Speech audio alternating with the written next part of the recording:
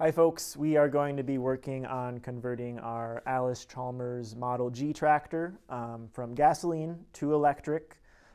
We noticed there aren't any how-to videos currently out there on the internet, so we wanted to put this together in hopes that it's going to help some other folks do this same conversion. This is going to be our first time doing this, so it's going to be a little bit of a learning process, but our hope is to go through it step by step with you. We'll do our best to mention what tools we're using, the different sizes, and then we'll also give you some tips and tricks along the way to hopefully make your conversion a little bit easier. With that, I think the first thing we're going to get started on is we're going to take all of the sheet metal off. So that's just these exterior parts here. Once we get that sheet metal off, we will work on draining the radiator. We do want to get that antifreeze and coolant out of there. We will take the fuel tank off. We're going to take this rear toolbar off as well to make our lives a little bit easier when we're working on it. Once we get those kind of external parts off, then the big job will be taking the motor off. So again, we're going to do our best to help you through each of those step by step. All right, so we're going to do the sheet metal here. So on our tractor, we need a, let's see here, we need a 7/16 socket for these bolts here on the rear sheet metal. We need a 1/2 inch socket for these ones down here. A lot of times on these old tractors, there is going to be miscellaneous bolts, so it's best to have a variety of sockets available to use. And then our next bolts are going to be the fenders up here. We're going to need a 9/16 socket for those. And the other thing we noticed is we will need to remove our starter levers here as well as our choke lever. And to do that, there's just little pins down here at the bottom. We're going to take those pins out, and then these poles should just slide right out. And we'll get a video of that so you can see what it looks like.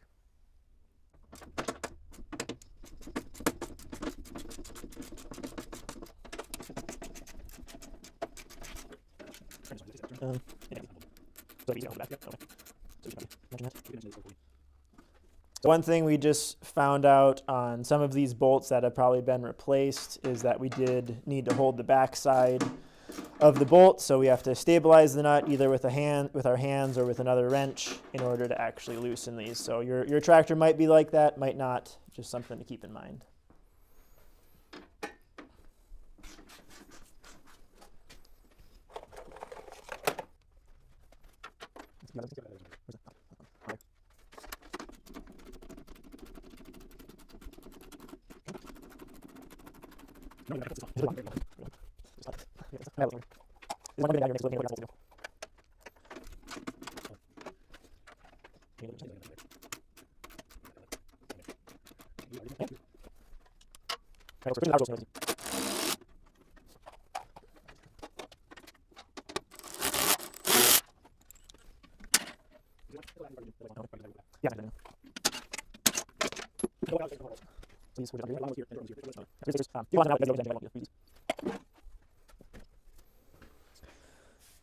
So there's the back of our engine. One thing we forgot to mention, safety-wise, it is best practice to disconnect your battery before starting any work.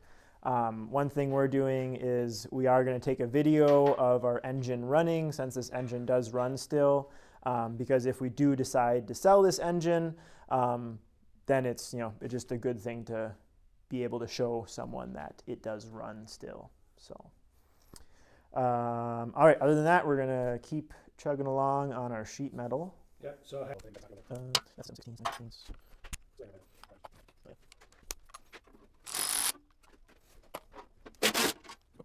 that's not right back.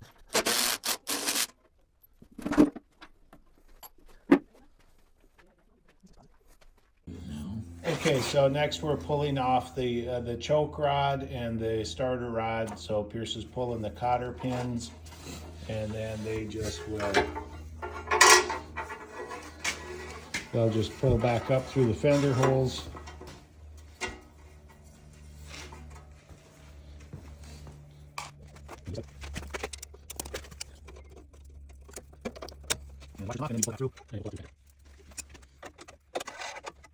All right, so we got the rear sheet metal and the top sheet metal pulled off here. We did actually just decide to put these 3 bolts back into the engine with the spacers, just again, because if we do sell the engine, it's important to keep all those parts intact. We pulled the choke rod and the starter rod off. So now we just got to do our fender sheet metal next.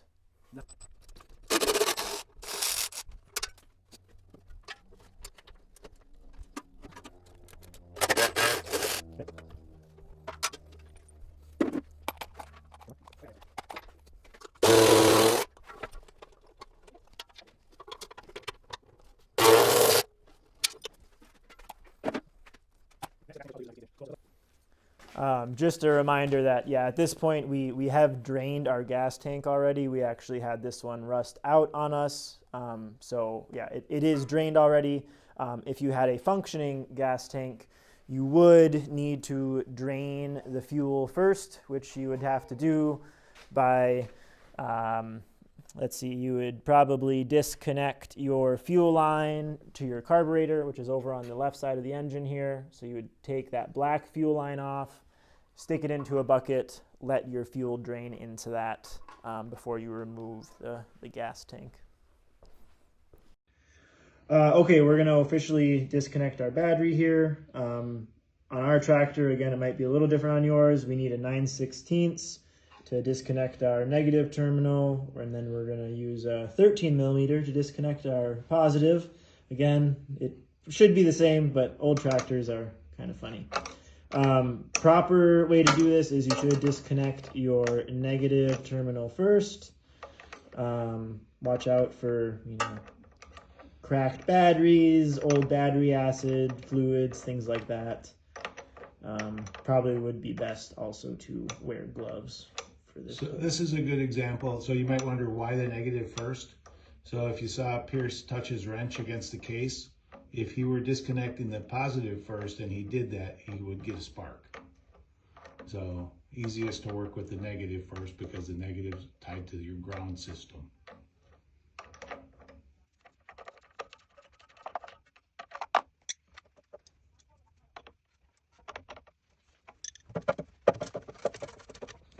Yeah, done.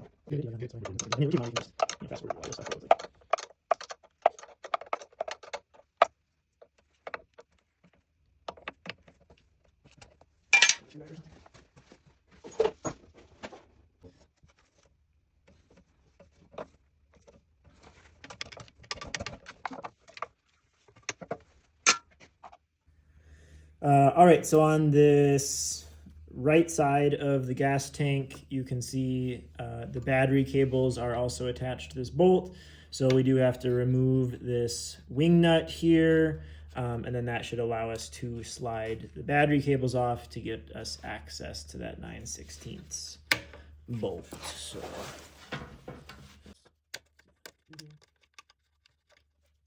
this should slide off.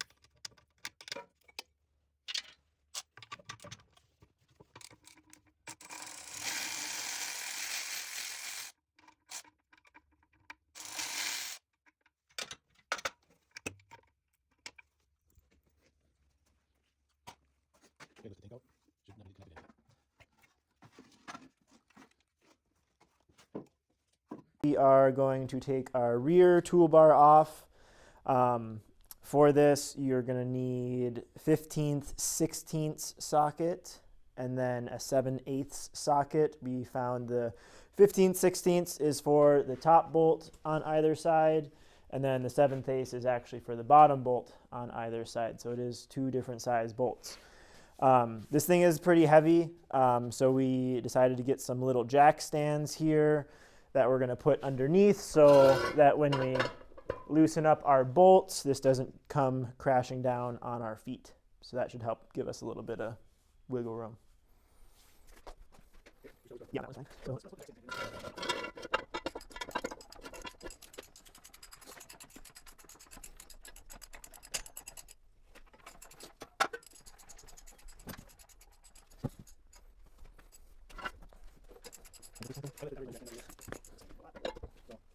Use the bolts.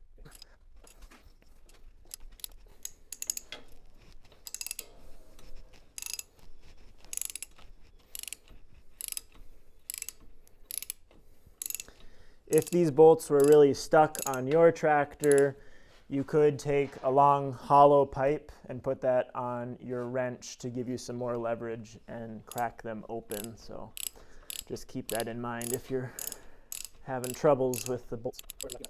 Yeah, we can't get back to those.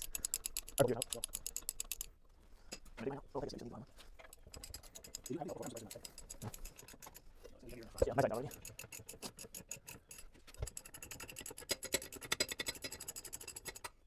Yeah, it's depending on how small the middle is. Okay.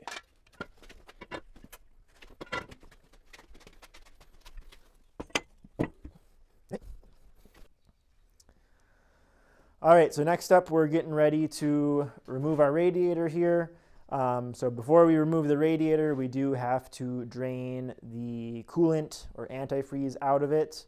On our tractor here, you can see there's a lower radiator hose on the right side of the engine. If you follow that down, there's this little metal piece. Right at the bottom of that metal piece, there is a drain plug. It's a square drain plug. So you're going to need to use a adjustable crescent wrench to get that out of there. Coolant, antifreeze, it is poisonous, so do keep it away from dogs, from cats, from any wildlife. Obviously poisonous to humans as well, so make sure you've got a bucket and that you can dispose of it properly, typically at a waste disposable site. All right, so we're going to drain the coolant. So I'm going to get my bucket under here, going to use my wrench to loosen that drain plug. Again, probably should be wearing gloves for this, but you know, I'll just be fast with my drain plug. Okay, that's feeling pretty good.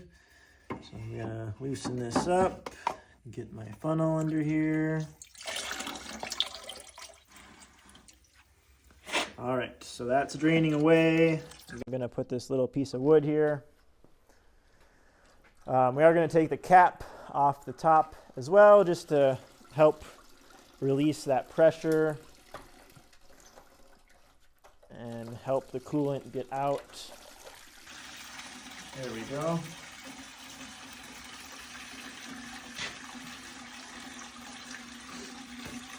There will be a little bit of coolant still in the engine, but that's okay. You just can't get that out.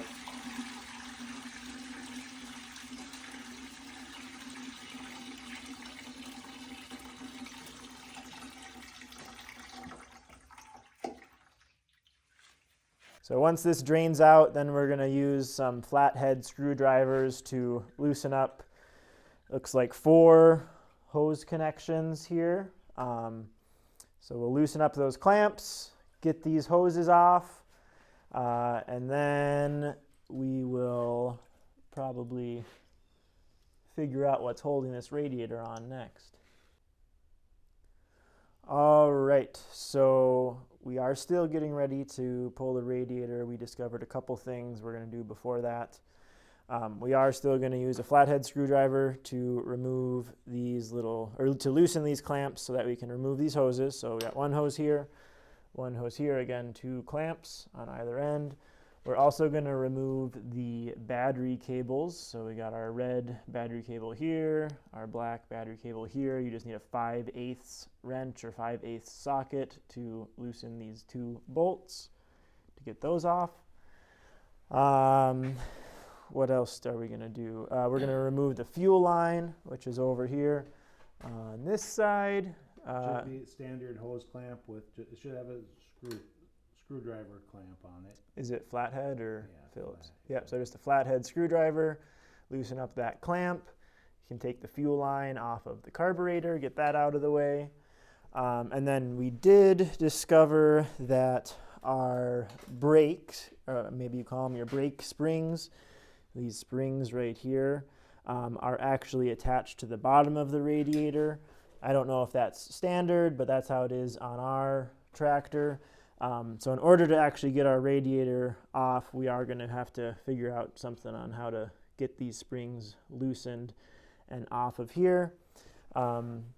It looks like the radiator is attached with 2 bolts. So here's 1 bolt right down there, and then there's 1 bolt on the other side. We believe those are 9/16. So to actually remove the radiator, you're going to have to get those bolts out of there, and then the radiator should just slide right off.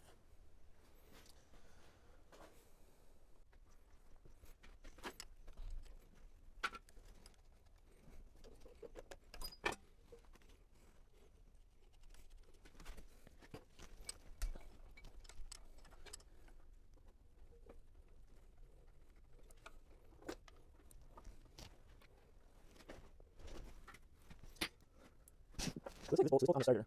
And it looks like it actually might go into housing, but this, so we have to actually get this removed in order to get the engine off. So we'll do that. Nice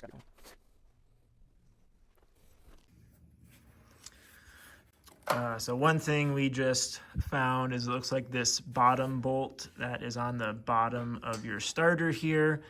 It is a little bit longer, so I'm thinking, eventually when we pull this motor off, we might have to keep this bolt removed.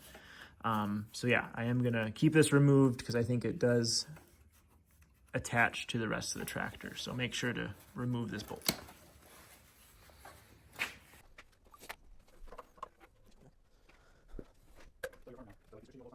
Yeah, obviously.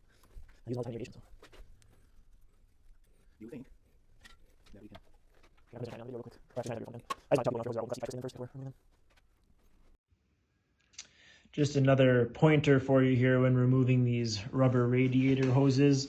Once your clamps are nice and loose, if you do have really old, crusty hoses, if you kind of twist them back and forth, that'll help get them loose. I did already do that on ours. Ours aren't very old and crusty. They're nice and squishy still. So they're gonna pop off nice and easy, just like this. There we go. And then we're gonna do the other side right down here.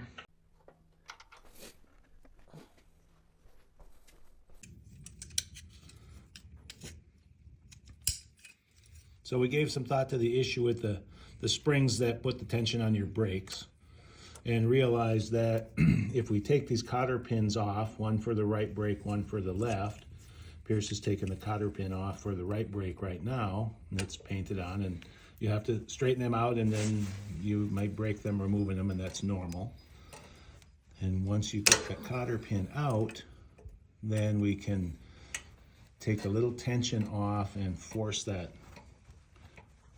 arm out, and that will take the tension off the spring. We'll show you that when we get that far. Right now we're trying to get the mangled cotter pin out, which is no simple thing. You just have to work it and maybe break it off. It already broke, so we're just gonna try to get it out now. Right, so then we'll just, sorry about the focus. Then you just have to work the pieces out. It's no big deal. Cotter pins are about a quarter a piece. Then there's a washer. Go.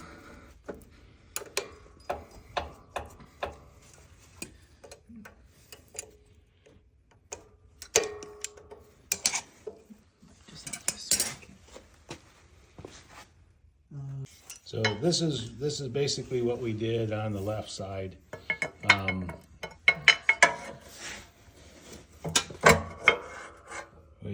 There's tension on the spring, but it's about the best you can do. So we're using the battery box as kind of a leverage point, and then there's the big chunk of metal here.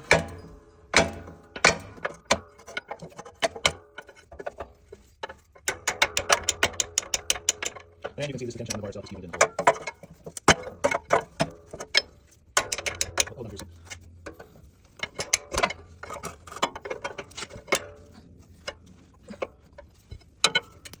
There we go. So when you saw it snap like that, that took the tension out of the spring. So good to keep your hands away from it. Right, so these springs, they put the tension on the brake pedals. So easier to do it as you just saw us do it, we think, because you don't want to, if you grab the spring and you try to release it back there, you're just going to pinch your finger, your skin. So that's how we did it. Maybe a better way, but it works. All right, so here we are. We're taking those 2 bolts out of the bottom of the radiator so we can remove the radiator. We're doing the left side right now. The left side does have a little like access hole on the radiator itself. We're using a 9/16 socket. We do have a little U-joint there to give us the correct angle, as well as an extension. We are using a like flexible head ratchet, which is convenient. If you have that, that makes the job a lot easier. If you don't have this type of ratchet, you could use a straight one. You might be able to get a wrench down there. I know over on this right side. So you can get a regular open or combination wrench on top of this side too, Pierce. It's just easier doing this. Okay. On this side, we kind of have some tight space too, so we're gonna have to see what we can fit on this side. You can see there is some coolant dripping out, so just make sure to, we'll make sure to clean that up before we go in for the night.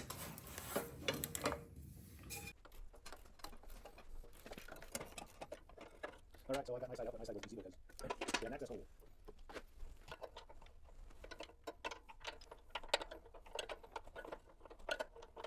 Yeah, this right side we're having to use just a 9/16 wrench because there's no access hole, and the radiator hose on the bottom is kind of in your way. I wasn't paying attention. I did bend ours a little bit, so we'll have to fix that once we get it off.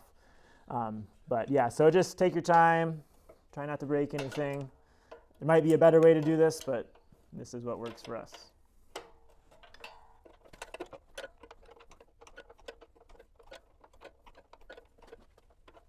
Okay, so that's out, and as soon as I bolt out, and the lid is adding those two loose remember that like I said, they just came out, they both came out of the radiator, so. There will be a little more coolant that leaks out, so again, we'll grab some paper towels and clean up just to make sure we don't have any cats or dogs licking that up, because again, it's kind of hazardous and poisonous, so we don't want anyone eating that. And the bolts that we took out, I'll stick back in the holes because likely we will use those for mounting the battery box or the electronics. Something we'll have to make, we'll cover later.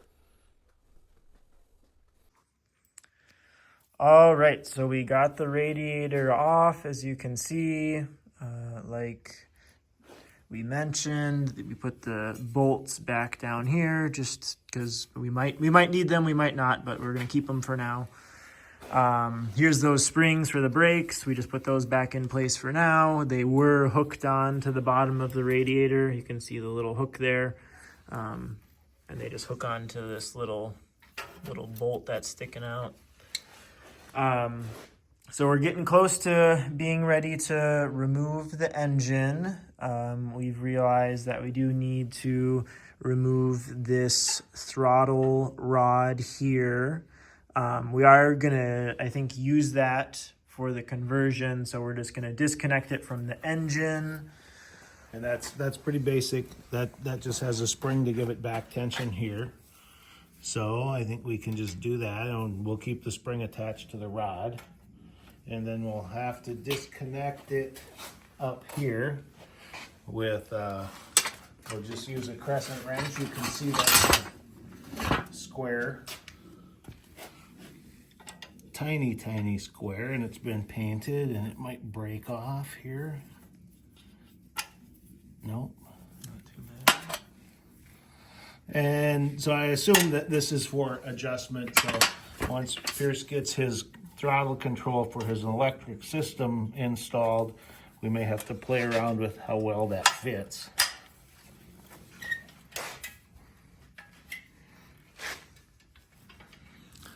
So now we are just trying to get that disconnected. The problem that we've run into a few times while we've been doing this disassembly work is the tractor has been repainted. And when it was repainted, of course, things like this, you can see they painted the bolts, they painted the threads. So when we try to get this little screw out, the screw is fine, but there's so much paint on the throttle rod that it's stuck in the hole. So I'm gonna grab a little hammer and just tap it from this side to drive that paint through the hole. All right, and then the other thing we'll need to disconnect once we get that throttle rod off is this little hitch that's back here. You can see the hitch itself does connect up here to the rest of the tractor. So we're gonna have to take that big bolt out there, and we'll see if we want to take the rest of this off or not. But for sure that big one will come out, and then this rod right here should just slide forward, and we should be able to remove that.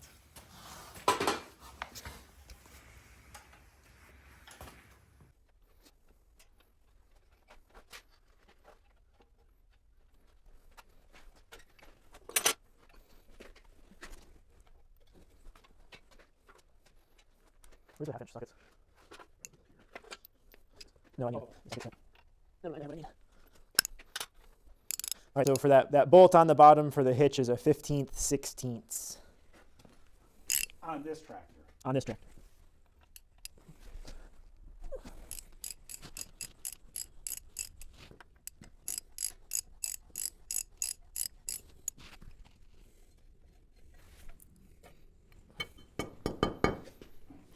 All right, and there's that hitch. So it came out.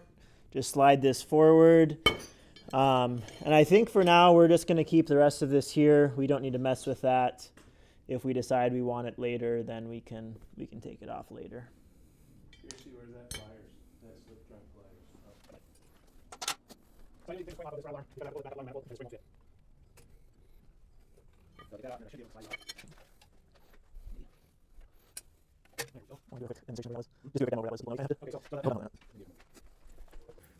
Was routed alongside the carburetor and the intake manifold through here, and then it comes out here for this governor control. But again, you know, this will be, we won't use it for this, of course, but we'll still use the linkage arm, so it connects here. And how did you get it out? I had to take the spring, so it had this spring assembly on it through here, and then I'd have to use the pliers to bend it, but it goes through this hole. So it secures on the rod there through that hole, and then this gives you the back tension off of this. Okay, so yeah, so you took the spring off, and then you had to just kind of pull the rod forward. Yeah. All right, so we're continuing to get ready to pull the engine off. We just pulled the starter off here. Ooh. Well, that's exciting. Little, I don't know what that is. Mouse nest, rope. It's a mouse nest made out of chicken feathers. Well, you never know what you're gonna find in these old tractors. Well, there's your starter for you. You can see that does, kind of go into the rest of the tractor, which it would make our lives difficult if that was connected. So there was just 2 bolts on that. We took one of those bolts out earlier. We just took that second one out. So now we're gonna take this 9/16 bolt out right here on the right side. There is one down here. We don't think we need to take that out. It doesn't look like it's part of the engine. It's just part of the tractor. So we think we're gonna keep that in for now. And then if we go over to the left side of the tractor, we can see, let's see here, get some light, but there should be, yep, there's one bolt right there, 9/16. There's another one hiding back there, and there's a third one hiding up there. So there should be 3 bolts over on this left side of the engine, all 9/16.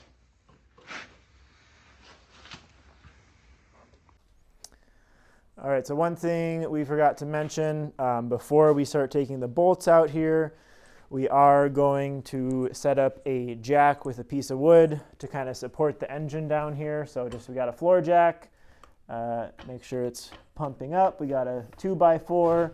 It's gonna be centered on the bottom of the engine. And all we want to do is just give a little bit of upward pressure, nothing crazy. the idea is here there is most likely some sort of rod or connection, connecting the engine to the tractor. So once we get those bolts out, we're going to have to support this engine, which weighs around 200 pounds, maybe a little less, but right around there. We're going to have to support this engine, ideally with this jack, and then gradually kind of move it back this way while we're supporting it to actually disconnect it from the tractor.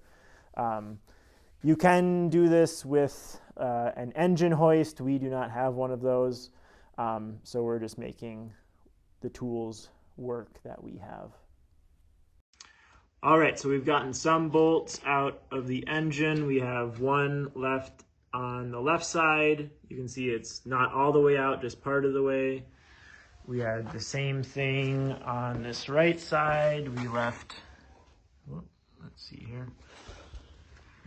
We left this top bolt in. Again, there's a little bit of a gap. So our next step is we're gonna try to loosen the engine, just kind of establish if there probably is some sort of connection pin that's helping hold it in place. So we're gonna try to wiggle the engine a little bit to get it loose. We may have to take these out. We may have to take those out, yes. And then this is what I was talking about, where I think this might be a hole for an alignment pin. We'll know better when we get it apart.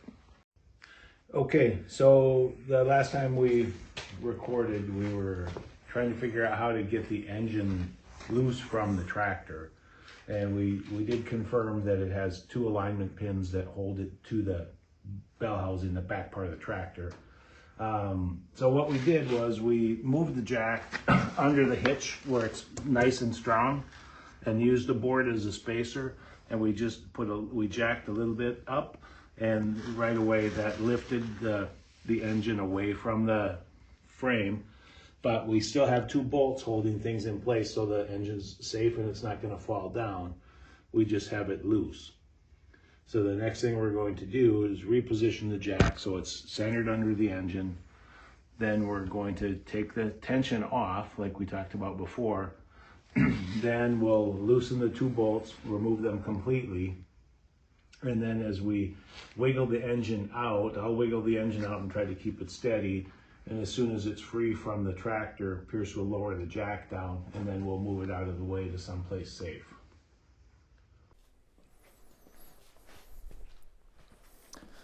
All right, so we got the engine off. Sorry, we didn't get the moment it came off, but it is a 3-person job when we're using a jack. So we had 2 people supporting the engine on side to side. We had 1 person supporting on the jack. And then all we really had to do was the 2 of us kind of wiggled the engine back and forth, side to side, and eventually it came off and sat. Most of the weight was on the jack.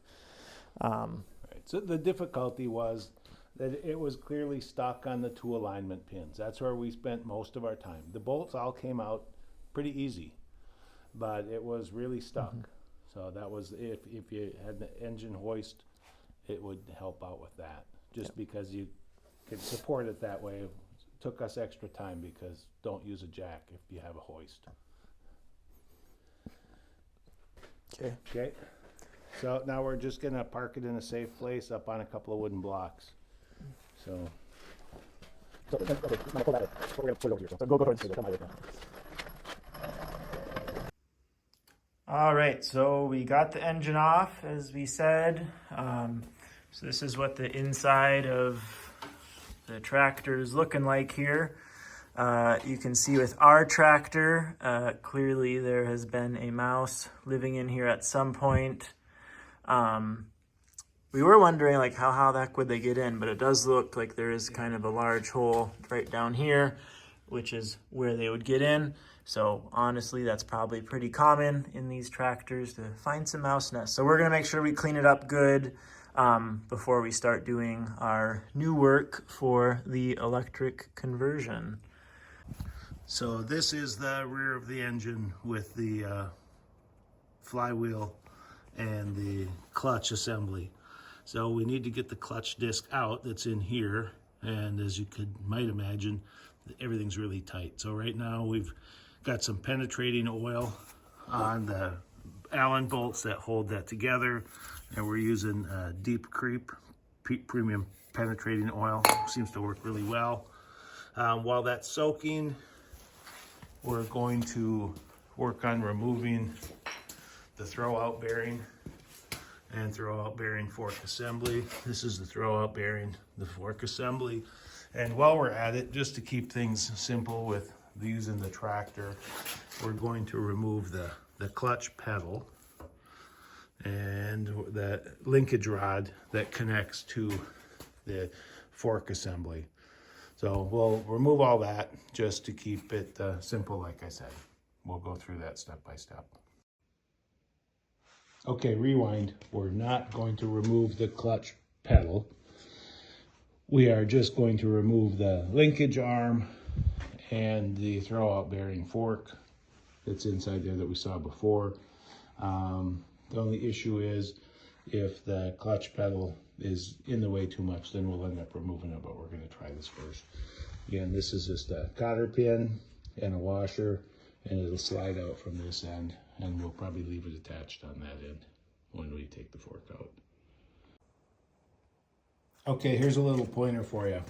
So I did get the pin out of this and got this removed, slid this out, only to find that I need to get this nut off, and I can't because it turns. So here's a pointer for you. When you get the cotter pin out, leave this rod in place, and then it will allow you to have some leverage on this to get this nut out. Okay. Okay, so that worked, and I got it loose. It is double nutted, so I'll have to take both of those nuts off. In this case, they're painted, so they come off tough. Like we said before, everything seems to be painted over, but that's common. Okay, so we did not have much luck getting the bolts out of the clutch assembly. So Pierce, what do we get, 3 of the 6 out? Correct. And now, so one of them we had to drill, so that's what we're going to do. They're Allen bolts, and we'll screw something up if we try to get them out. We're just going to round out the tool. So Pierce will show you how he drills them out.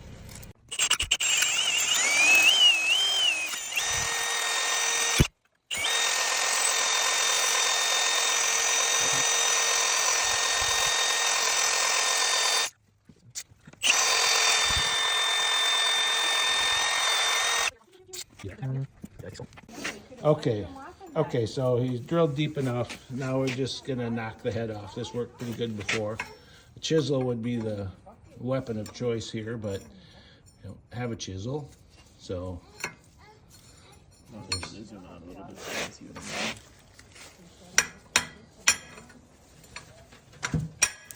There we go. Head popped off. Looks like. That's what it looks like when you get the head drilled off. And then, of course, we're just open. So we're gonna have the stud to deal with, but we'll have to deal with that. All right, so we finally were successful in getting the clutch plate out, which is this piece here. You can see we had to drill 4 of the 6 bolts out. We had to drill the heads out and knock them off in order to actually get this out. Hopefully you have better luck than we did, but that's what we had to do. So the clutch plate was sitting, right about there. This little assembly was over the top of it, so as soon as we got all those bolts off, this should just fall right off. So watch your feet if you've got your feet close by, and then this just comes off as well. You can see we already took a little wire brush, cleaned this up a little bit, and then now we are going to use this for the new electric motor assembly.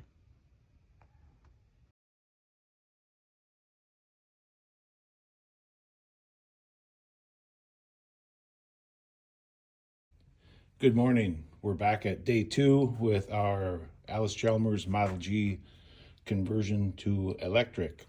So what I've done this morning, I unpacked everything. It's a good idea to lay out your instructions, lay your components out, use your parts list and identify your components. So I've taken the hardware out.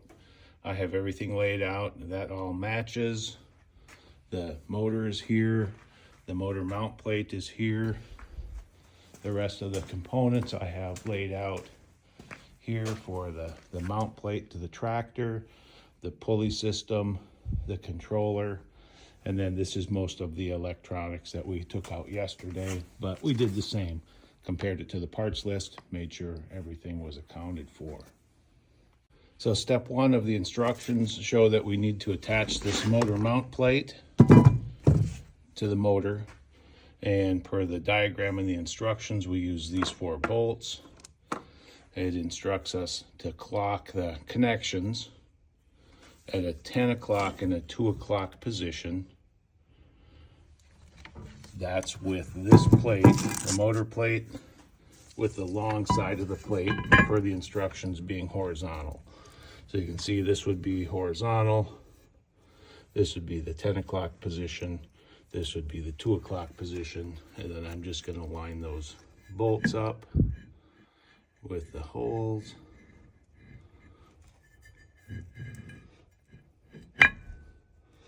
And put things together that way. I'll do that, I'll be back. So I've got the bolts started. I wanted to show you the electric motor set up this way so you really understand the 10 and 2 position of the connection points on the motor as it relates to the longest plate. So the plate will go in this way and it references the long flat side as the horizontal reference. So you can see 10 o'clock, 2 o'clock. I've got the bolts started and I've got my Allen wrench. I'll just snug it up. I'm using an 8mm Allen wrench. Okay, you can see now I've got the motor plate attached to the motor. Again, the 10 and 2 position. And I've got everything good and tight. There's no torque specs in the instructions. So I just got it as tight as I reasonably could, just using a standard Allen wrench and my own force. So next I'm gonna move on to the stub shaft and large pulley assembly to the bell housing plate. Okay, step 2 per the instructions. We're going to take the stub shaft and large pulley assembly, that's this. This is going to attach to the bell housing plate, which is this. Instructions clearly say make sure you mount it on the same side as the welded on nuts. From that, you should assume that this will be inside the bell housing and the motor is going to mount through here with a small pulley that drives the big pulley that drives the spline shaft for the tractor. So I'll get that in place, get the bolts started, give you another picture.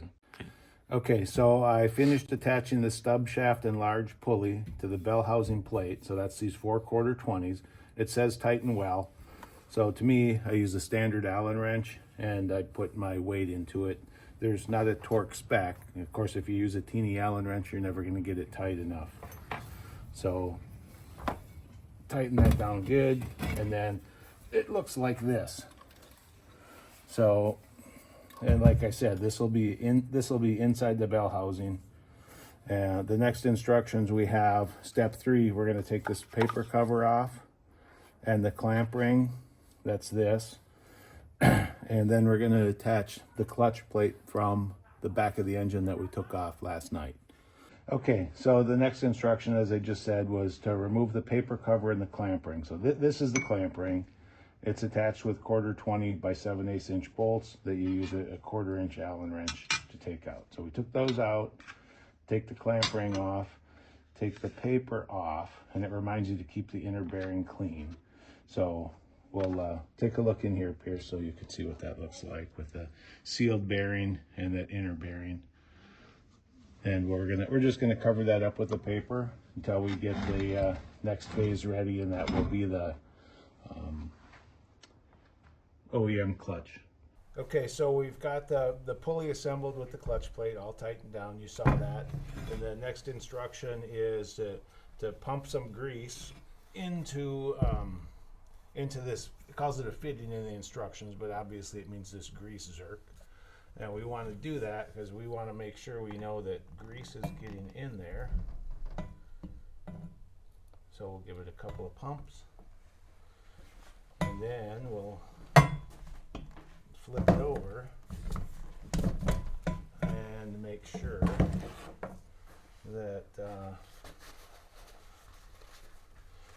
that we see the grease actually moved in. And that's really clear that we can see that. It looks like a worm in there, but you can see the grease is in there. Okay, that's the next step. Now we're going to attach the motor plate to the bell housing.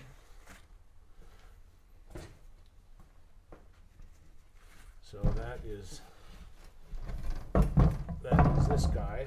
So we're going to keep it oriented up. If you remember doing this, the 10 and 2, I have it upside down now. And it should go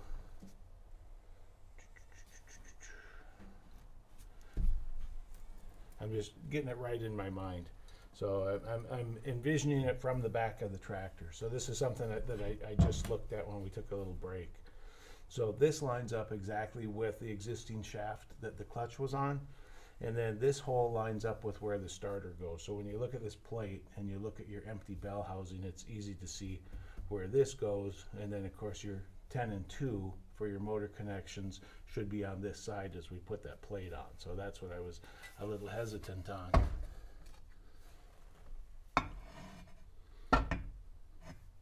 Sorry, doing it backwards.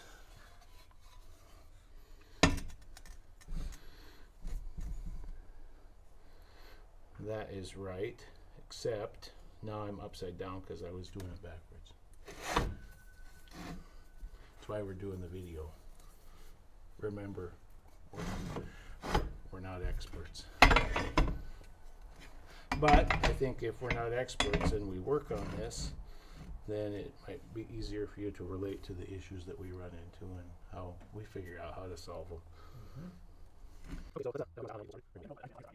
So you can so motor yep. So I just look at the plate, yeah, I know what you're doing. There we go. And 3. Right, let's go there. Start well. Okay, right on. There's a pretty good process just on this. And a little bit of we're doing so that's like yeah, so I actually that's not going to engineer. Now try to up. Put this one more down over the plate. So that's how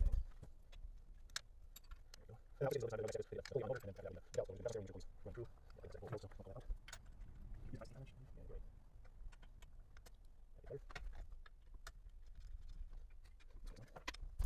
It feels a little tight because I'm not exactly lined up, so I'm trying to shift it this way a little so I'm centered on the hole, or else the threads on the bolt drag against the side of the hole. And I don't really want that.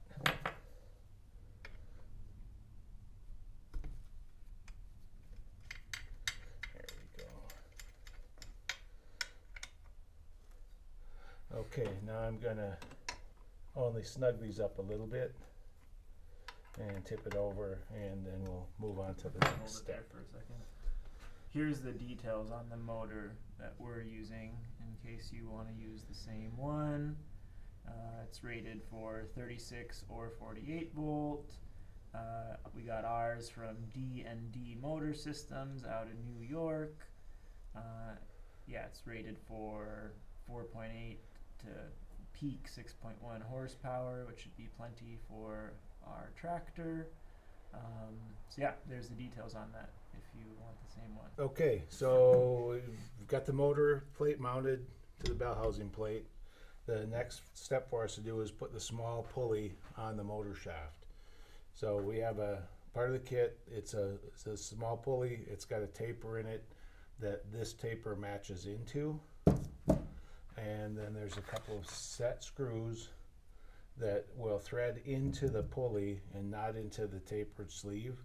But you can kind of, I want you to understand when you do the set screw and you put it in line it up with the threaded part of the taper, the set screw will engage on the pulley, and as you screw it down, you drive this taper cone into the taper on the pulley. That's what tightens it up. So it's going to have 2 set screws on it that will tighten us up, and then it's going to have a keyway on the inside that we have to make sure we get lined up, of of course, with the keyway on the motor shaft. Okay, so first I'm going to look in the pulley, and they're not exactly 180 degrees out. So you'll see when you drop the taper in and you spin it with your finger, you can see that you get alignment, right? So I have alignment there and not here, so it's obvious that I have it in exactly opposite. So when I put it in this way, if you can see this. Hold it up to the camera more. So that's the correct way? Yeah, so you can see this threaded piece on the pulley on both sides lines up with the slot here. So you can't really see this, but I'm going to put the set screw on the Allen wrench. Eighth inch, 1/8 inch Allen wrench is the size. And then I'll start threading that in the hole, but I'm going to leave it very loose, or else I won't, of course, be able to slide it onto the shaft. Same on this side. I'll leave it really loose, and then I want to make sure I can slide it on the shaft. No problem. Okay, we're back with additional lighting. Not for you, but I couldn't see what I was doing.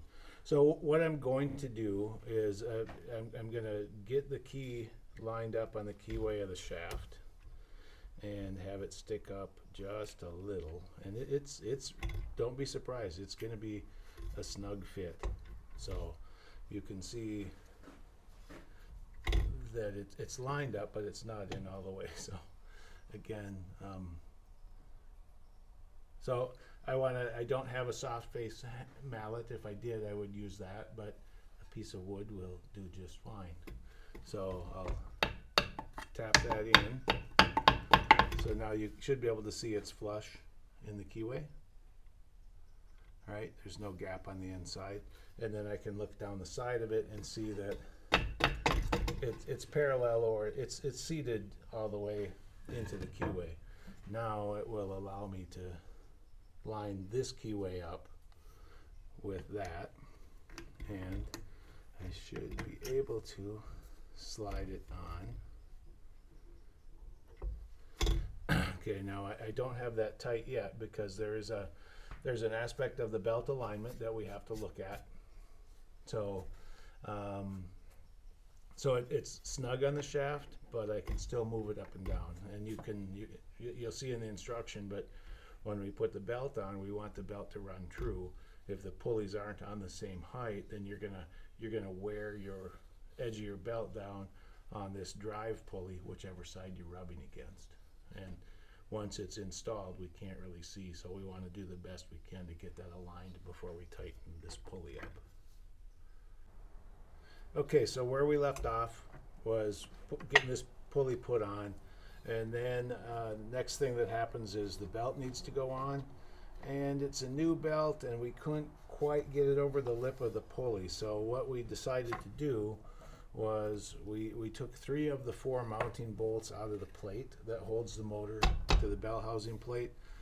That allowed us to slide the motor closer to the big pulley and gave us a little bit more room. So when we do that, then we have just enough room. You can see that if I turn the pulley and walk the belt at the same time, I can in fact get it on. Remember, this pulley is still loose, so we still have to do the pulley alignment, but we can't of course do that if we don't get the pulley on. So now we have the pulley on, we can play around with the alignment, but before we do that, I'm going to put these 3 bolts back in the plate that we have to adjust for tension. Okay, so the belt is on. The mounting bolts for the motor plate into the bell housing plate are all in and not tight. We'll play with that when we get the belt tension. Right now we're trying to get the belt centered on the pulleys. So you can see on the big pulley we have plenty of room, right? So what I want to do is I'm squeezing the belt together, and then I want to raise the small pulley up until we're kind of centered on the big pulley, maybe about there. And then the set screws that I showed you before for tightening the small pulley, I'm tightening those down, just again going back and forth between the two. I want to make sure that everything is tight on the shaft and it's even.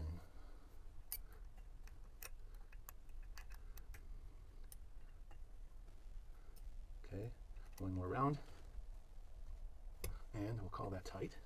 And now that the pulley's locked on. Now so of course we want to make sure we're reasonably centered, and we want to make sure, of course, we're not rubbing on the plate, because that will really wear the belt out. And now you can see we're really loose, but remember we have our 4 mounting bolts loose, and that's where we get our adjustment. So I can pull this down, and then I'll snug the bolts up.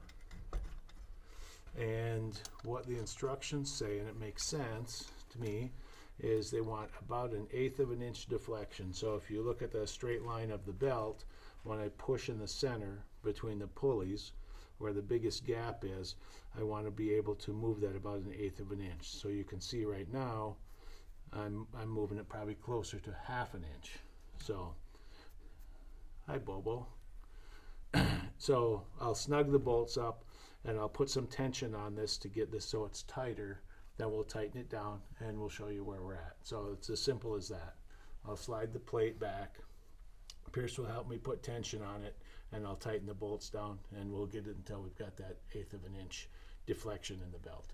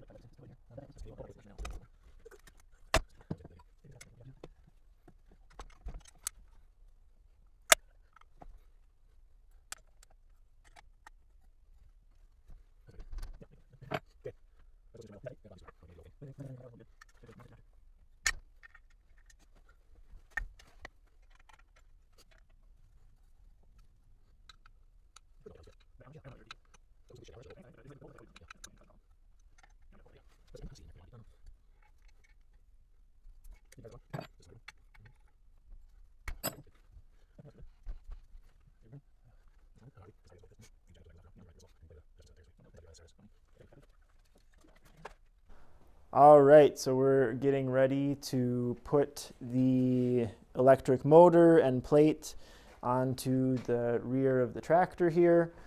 Some things we've realized while doing this is that you are going to either have to reuse the bolts, kind of some of the miscellaneous bolts that you were using when you took the engine apart for the new engine mount plate, or you could buy new bolts, which is probably what we would recommend. We're just going to reuse them because we don't want to run to the store. But if you were going to buy new bolts, we are pretty sure they are 3/8 bolts, coarse thread, also known as 16 threads per inch. And I believe you would want them to be 3/4 inch to 1 inch long, somewhere in there. You also would want to get washers for them as well. That would just make your life easier. So we're gonna get the motor. We have a jack down here to help support the weight once we get it over. So we're gonna do that next. We'll bring the motor over, get it attached, and see how it goes. Yep, and then as we're putting the plate on, we may have to move the tractor a little bit to get that spline shaft to move and line up with the new plate assembly. So if you see us doing that, that's what we're trying to do. Okay, let's go.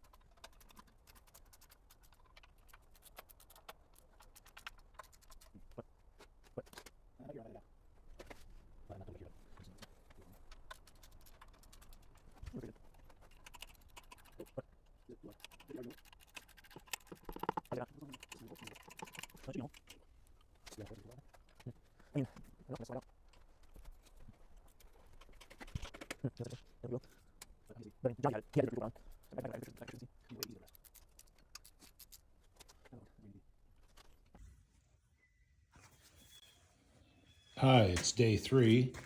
I'm starting this morning with getting some of the cables ready and routed. I'm using the 1 gauge cable provided with the kit, as well as the clamps. So to prep for that, I've cut the wire back, cut the insulation back on the wire 5/8 of an inch, and that fits in well into the crimp. I'll show you that when I set the camera up on the tripod and show you how the crimp tool works. Okay, so I just told you we were going to move into the crimping with our special lugs. So as I said, we got the 0 gauge or 1 gauge. 1 gauge wire supplied with the kit, as well as the lugs. Now these lugs are of course special and high current capable for the system. So in order to crimp them, we bought Pittsburgh from local Menards, but you can find it wherever unless you have a friend that has one, the hydraulic wire crimper. You can't do this with the pliers or a vice grip or anything. You're gonna need a tool like this that an electrician may have, or you may have to buy. They're not that expensive, but I'll go through that with you. So I did cut the insulation back 5/8 of an inch, and that gives me enough contact. I can be flush here, so there's no exposed copper, even though this is all conductive, and it seats well in the crimp. Let me show you with this Pittsburgh crimper. It comes with multiple dies for a different crimping. So because this is 1 gauge and there's not a 1 gauge crimper, comes with like a range of them from 0 to 14. So I'm going to use the 0 gauge and the 2 gauge, and 0 is bigger, so I'll do an initial crimp with 0, and then I'll tighten it up with 2, but probably not go complete. Really simple to use. The dies, when the crimper is fully open, by opening this valve, it's either on or off, so I put it to off, and I can put my inserts in. Right, they're well seated, and then I can have to make sure it's fully open, and I can put my crimp in there, I think, or maybe not. There we go. And I'll make sure that it's centered, and I'll close my valve, and I'll keep it horizontal, so where the bolt goes, it's parallel to the crimp surface. Then you just make sure it's seated.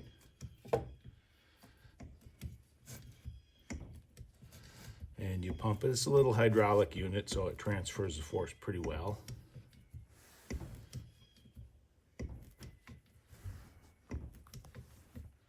And I'm making sure that I put pressure on the cable so it doesn't slip out of the crimp. And you probably wonder, how much do I do this? I don't know, but I know right there is probably good. How do I know that? Not sure. Just feels, it feels pretty tight. So now I open the valve and let it retract, and then I can get this out, and you can see it's crimped pretty well. So next I'm going to do the same thing. I'm not going to do this on a video. I don't think we need to. I'm going to take the 0 gauge out. I put the 2 gauge in, and I'm just gonna do a slight crimp, less pressure than before, and it's really just a feel thing. So I'll do that. It's gonna be the same thing. Okay, now that we've crimped a few ends, I want to show you about the heat shrink, again, provided with the kit. I cut it off. Basically, I'm going to put it on the heavy connections, and I want to cover up this joint just so there's no exposed copper, just to avoid any corrosion in the future. So I cut it long enough to cover up those joints, and then I'll heat it up. You could use a hair dryer, you could use a lighter. I'm gonna just use a torch that Pierce had in the shed, just like a propane torch, and I'll show you how that looks in a second. So I've got the heat shrink on, kind of move it into position, and then I'll just heat it up.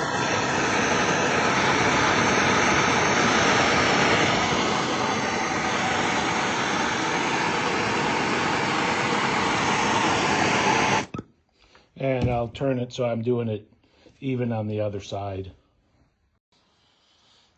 And then I basically just rotated the torch and the cable to make sure I'm heating it up. You can see I got it a little bit hot right here on the cable. That doesn't hurt anything, but try to keep your torch or your heat source back far enough. Best to use something like a hair dryer or a hot air gun if you have one. And then that's what we're looking for, just no exposure.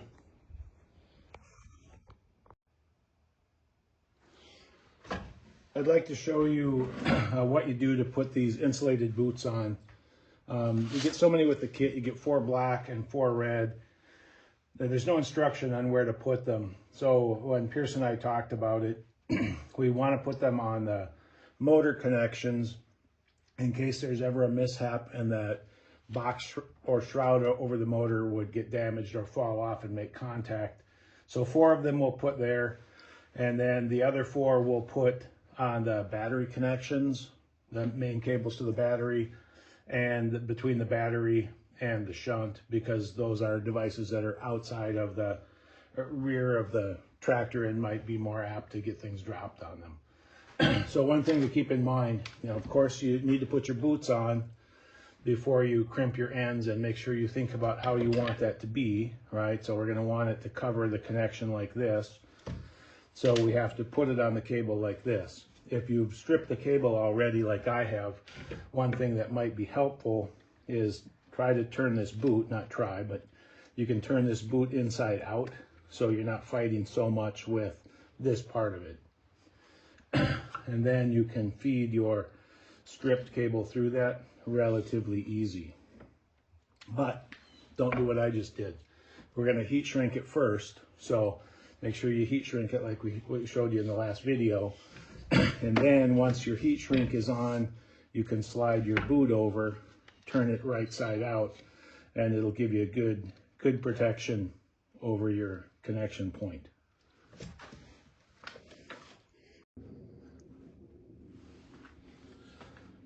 I wanted to show you this. So I've got the boot on, and I did the heat shrink first. So when you slide the boot on, don't be too concerned because it's made to go on the cable, not on the heat shrink. So the nice thing is you really have a good seal around the cable. But when you put it on, you might have to use a little force. Wait till the heat shrink is cooled down. And then when you pull the cable shroud so it's right on the connection, it'll be nice and snug on your heat shrink and your cable. That's okay. Just don't worry about how tight it goes on. No problem. All right, folks, we did decide that we are going to remove the battery box here. It's connected with 4 bolts, 1 on this side, 1 on this side, and then 2 on the bottom. They're 9/16, so you'll need 9/16 socket, 9/16 wrench, so you can hold the back side while you loosen them up.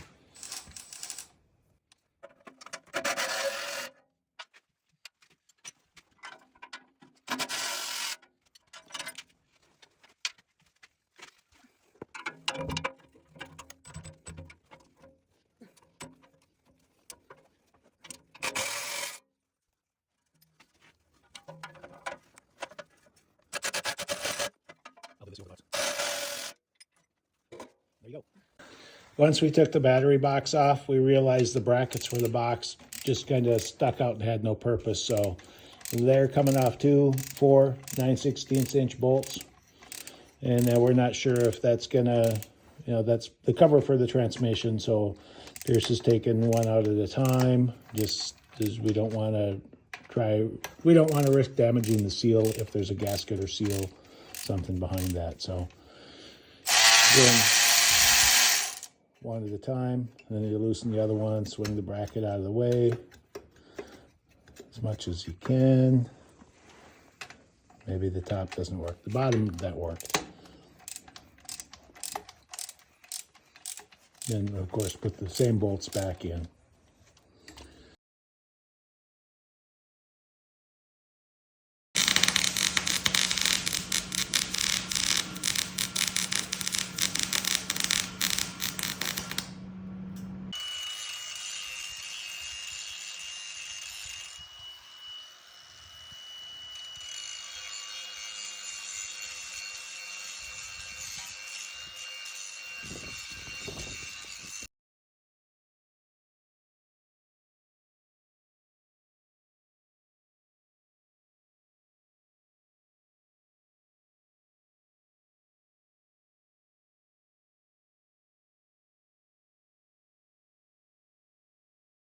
All right, folks, we've been figuring out our wiring and our mounting bracket for our battery. So we're just going to do a quick review of what we figured out. Again, this is kind of specific to our situation. So if you use exactly the same parts as us, then you could also do what we did. But if you're using different parts, some of these things are going to be different. So for our battery mounting platform, you can see we just used some kind of heavy duty angle iron. This stuff on the side here is 2" by 2", and then the stuff on either end right up there and at the back here is 1" by 1".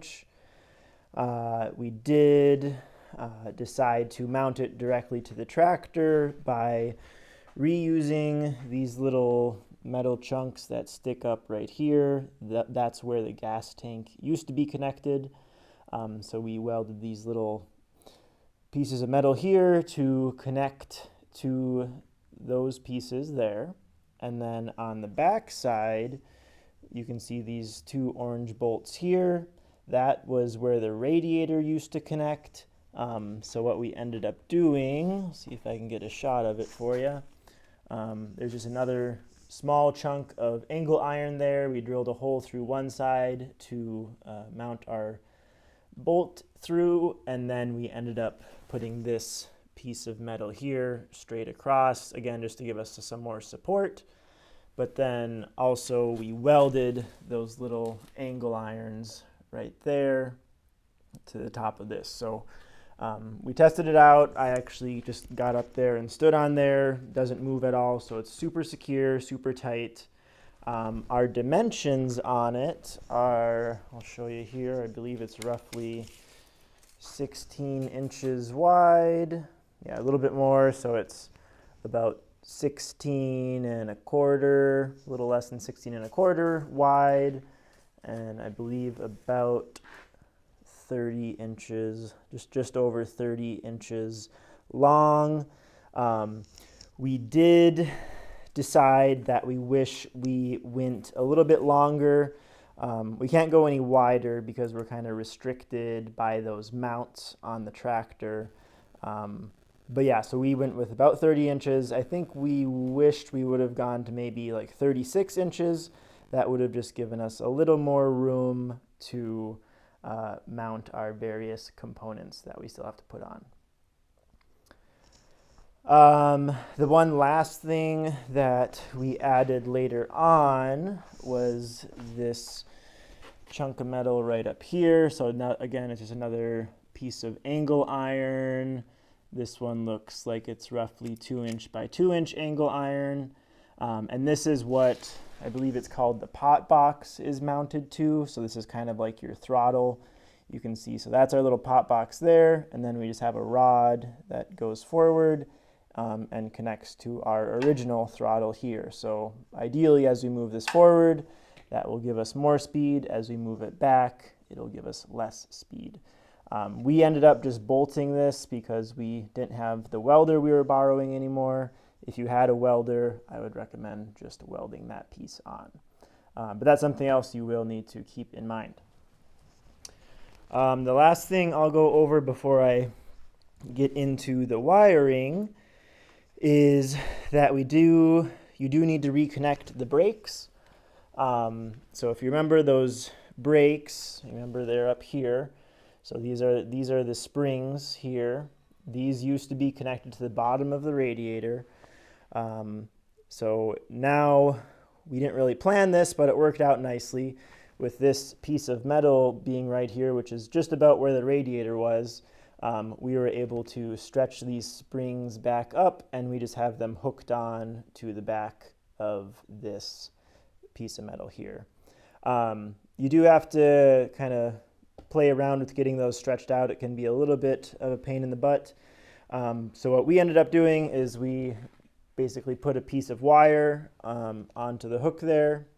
So then that gave us something to kind of grab onto with our hands. We ended up putting a wrench on this other side so that we could put, both of our hands on it. So we held the wire and the wrench, and that gave us enough leverage to stretch those springs all the way back and get them hooked on here. So now all we have to do is just cut this little wire off, and then our brakes should be good to go. So if you get your frame mounted up, get your brakes reattached, then it is time to start looking at your electrical system. All right, so we're gonna review our wiring, the parts we used, and then just show you kind of how we routed our wires and connected our big items here. So as a reminder, we did purchase a kit, so a lot of pretty much the majority of the electrical parts you see here just came with that kit. It included the wiring, it included the connections for crimping onto the ends of the wires. So yeah, it was pretty handy. Now that we know more than we did when we started, there are a couple parts I probably would have changed rather than buying that kit. So we'll make sure to put a parts list with our video so you can kind of review what we would have done now that we know more. I'll also try to remember to make a comment about it when I'm reviewing this. Okay, so first up we got our electric motor down here. I believe I already showed you the model and item number on that. If I didn't, just refer to our parts list. So over on this side, we have what's called an A2S2 terminal. On the wiring diagram that we were following that came with the kit, it said all we needed to do was just connect these two together. We just used a small square piece of copper, drilled 2 holes to fit through the bolts there, and used that to jump between these 2 terminals. You could use a big wire and kind of make like a U shape. It's, I think, a little more messy than just doing this. So we just opted for this option. So that's what we did there. So pretty straightforward. A2S2, just a piece of copper jumping between the 2. Over on this side, we have one of our positive wires here, which is, of course, marked by the red. I believe this is called the A1 terminal. So I'll try to show you how we routed this wire here. So this A1 terminal goes all the way back here, goes underneath our battery frame. You can see right up here, it is kind of making contact with this support for the battery platform. We are going to put an extra piece of hose around here just to, prevent any rubbing that might occur. So yeah, it's going forward here, goes around this first support, and then it continues along the back side. You can see it just kind of sticking out there. So it continues around the back, and then it's going to come down, and here it's going to connect to our controller. I believe this is called, B plus on our all tracks controller that we're using here. You can see there is quite a few connections that are going to connect to that B plus terminal, but that's the first one. So the B plus connects to the A1 of the electric motor. Next up is the S1 terminal, which is our negative, again marked by the black cap here. So if we follow this wire back, we can see it goes, again, just all the way straight back here. We need to put another hose on here so it doesn't rub against this support. So it goes right there, right underneath, and then it is going to drop right down here. And if we come down here, again, we're following this wire, so it comes between the controller and the coil, and then all the way down to this bottom right connection, which I forget the name of that one, but yeah, bottom right connection down there. All right, so those are the only two big wires that are coming from our motor. They connect over to our controller. Next up, we're going to look at our coil. This is one of the parts that came with the kit. It is a coil that is rated for, you can see here, it's rated for 9 to 36 volts. We are using a 48 volt system, so it would have made our lives a little easier if we just used a coil that was rated for 48 volts. So that is something to keep in mind if you are doing a similar conversion. So anyways, let's look at our coil. So our coil here has got two sides to it. So this is the A1 plus and then the A2 minus on this side. So let's look at the A1 plus first. So you can see we have just a little short wire that connects our A1 plus to a nice big fuse here. So that's one side. So a little short wire connects the A1 plus to our positive battery connection fuse. This is kind of basically a big fuse that is just going to protect the battery and your system if something goes wrong. So a little short wire there. Then on the other side, you can see we got a second connection.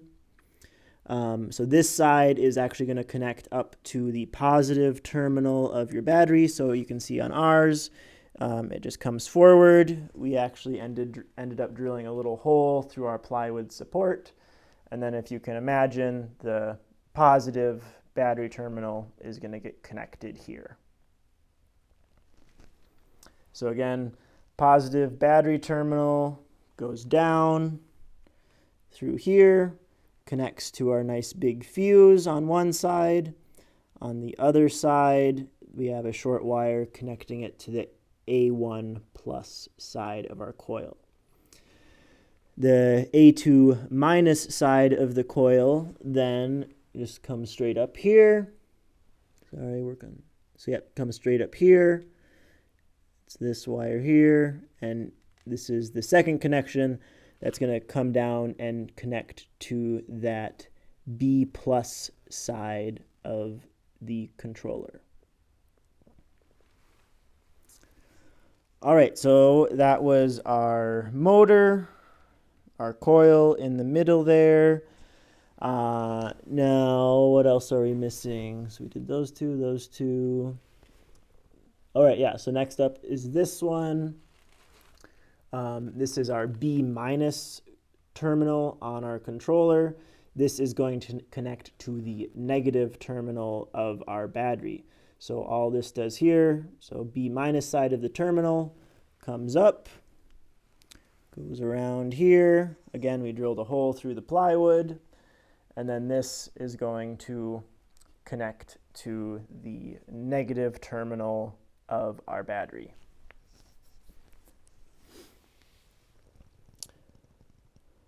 All right, so those are kind of the bigger components.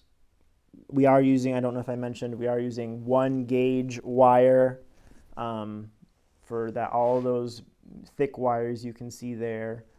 And then these terminals we're using, you can see we did put heat shrink on them.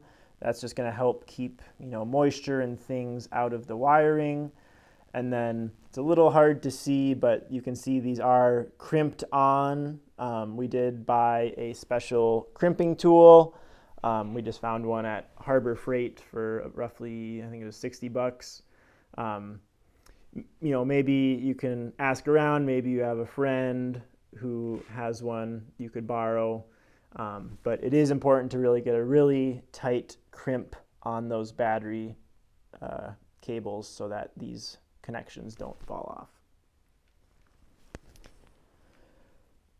All right, so we're gonna just touch on a little bit of the small wires you see over here. Again, we really just followed the instructions in the kit that came with the parts that we bought. It included something called a wiring diagram, which basically shows you how to connect all of these things. So we used the combination of the wiring diagram along with the manuals that came with each of these parts to basically double check that we had all these wires connected correctly. So we do have one short wire connection here. You can see we just have a round kind of terminal connection there. That's again connecting to that B plus terminal on the controller. And then we just have a small plug. You can see this kind of just plugs in here. I'll show you what that looks like. So there's our little wire connection there. So it's just a little receiver, and then it connects to this red piece of metal that's sticking out there. And pretty easy, it just plugs right in, plugs right out. So just make sure it gets on there nice and snug.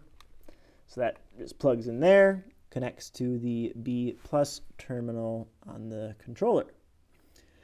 And then the other wires we see here, I believe, are for our pop box or for the throttle. Again, that's actually going to control our speed.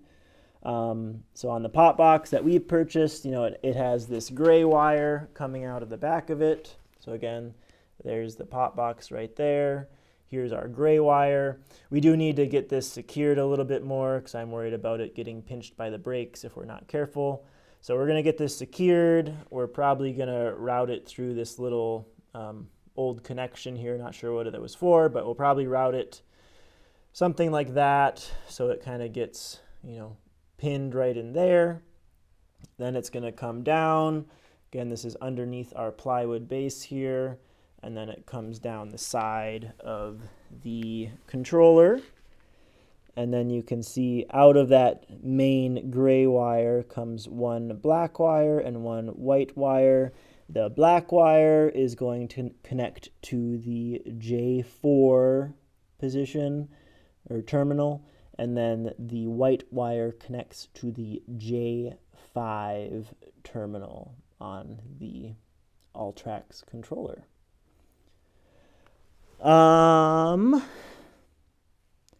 Yeah, I think that is it for the big wiring. So next up, we are going to put the plywood in our battery box here. I guess one quick thing to note, you can see we did drill holes of where our battery is actually going to be bolted down to this frame.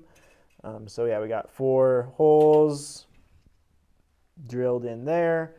So that's going to hold our battery and our plywood down so it stays nice and secure and it's not going anywhere.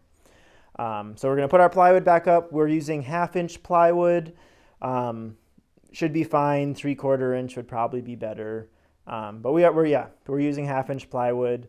So we're going to put that in. Then our battery is going to basically go over on this left side here. And then we're going to have our small components kind of lining this right side of our plywood once it's in there. So we'll do another video clip to show you what that looks like once we get it all together.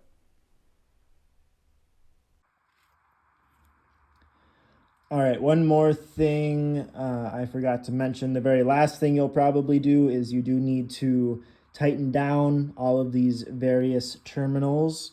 Again, you'll have to refer to the manuals of each of these parts to get something called the torque rating. I think that's what you call it. That might be wrong. But it's, yeah, something called like the torque spec on how tight to actually tighten these various terminals here. So yeah, I'll just go over those numbers real quick again for the parts we're using. It will be different if you're using different parts than what we have here. So for our motor here, these two terminals here and then the two terminals on this side, all four of those need to be torqued to 110 inch-pounds. So 110 inch-pounds on four of those.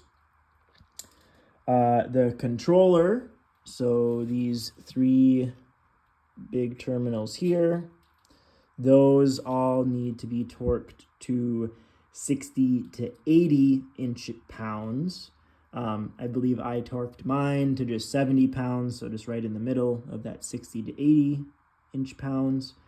And then the coil, these two terminals here, the manual said 80 to 97 inch-pounds. I believe I torqued mine to 90 inch-pounds. So again, just right in the middle. So yeah, that would be the last thing you want to do just to make sure everything is torqued down to its specifications and tightened and snug so that it's not going anywhere once we actually start this up. So yeah, that's just the last thing you'll want to do before you are kind of finished down in this zone.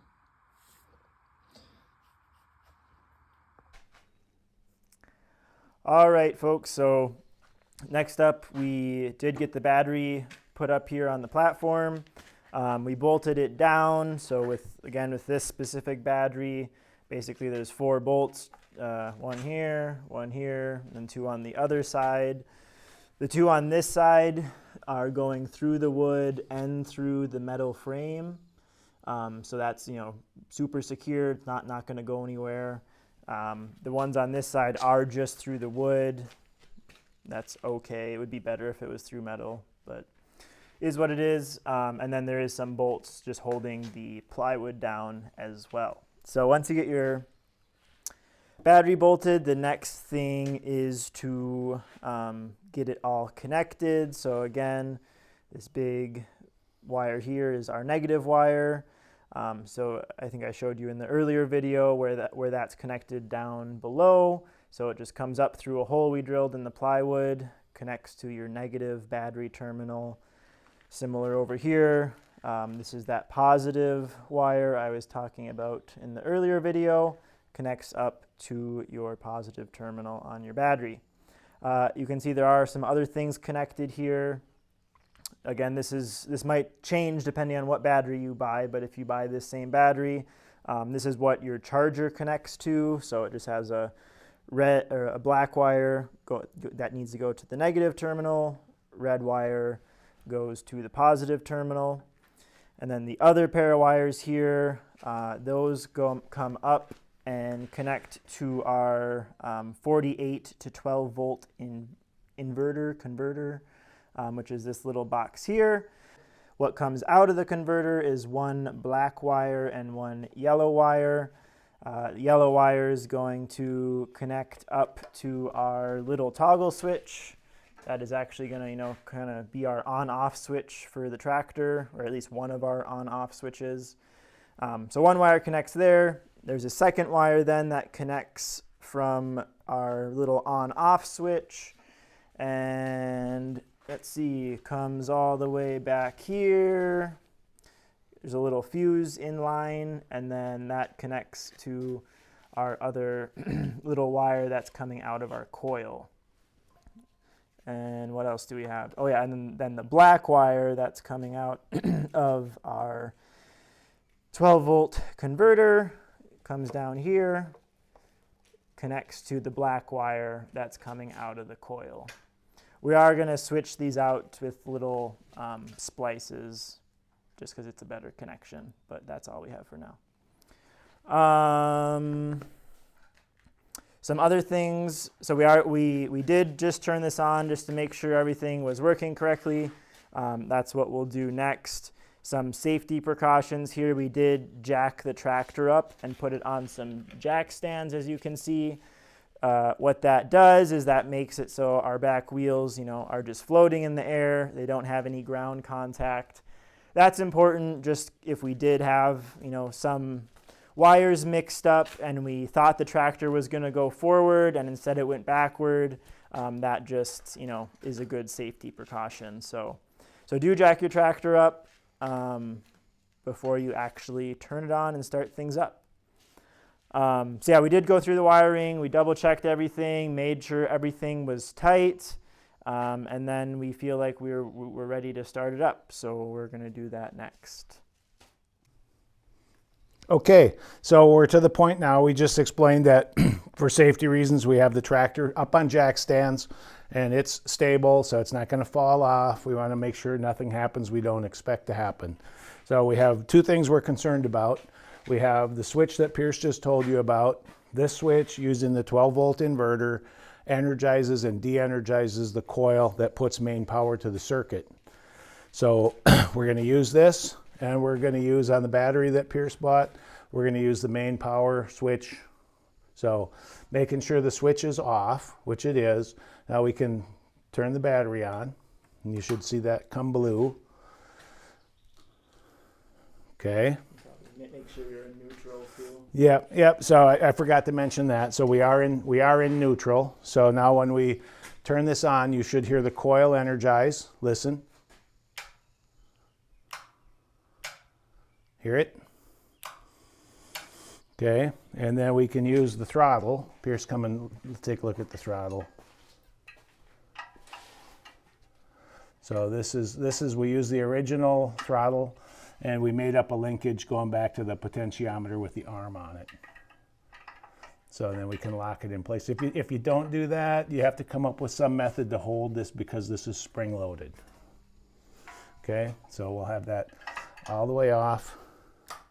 Energize the coil. And now it's in neutral, so you'll hear the motor turn, but nothing should turn.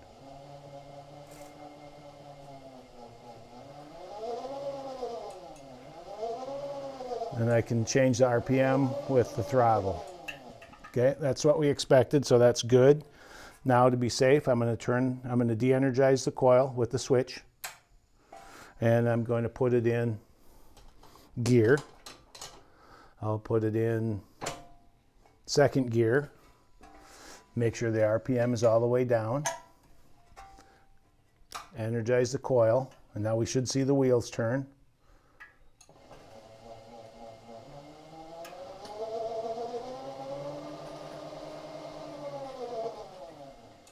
Okay, that's as we expected. So I put the throttle all the way down, turning it off. And now let's just check reverse. So it's in reverse now. Throttle's all the way down. Turn it on.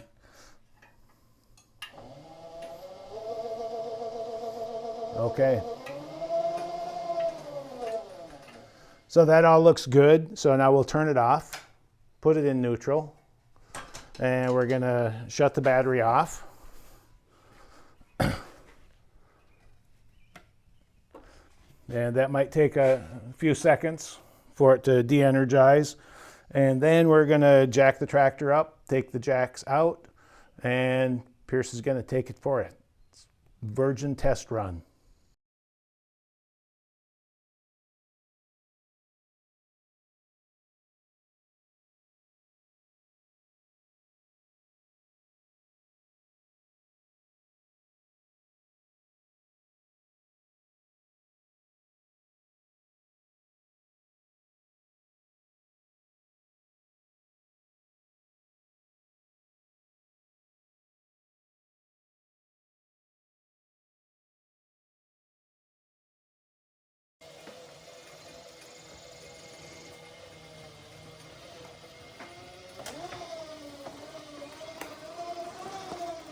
try your brakes.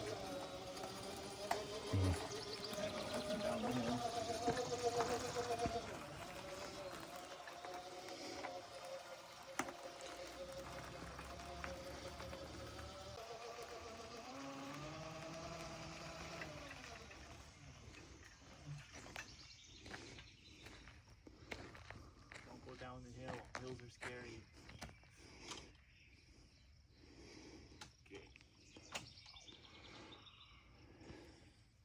It's kind of exciting.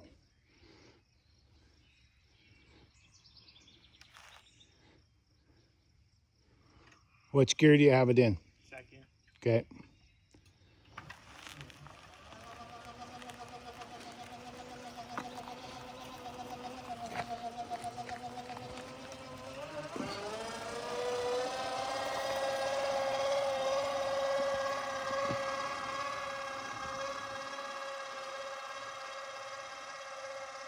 What do you think?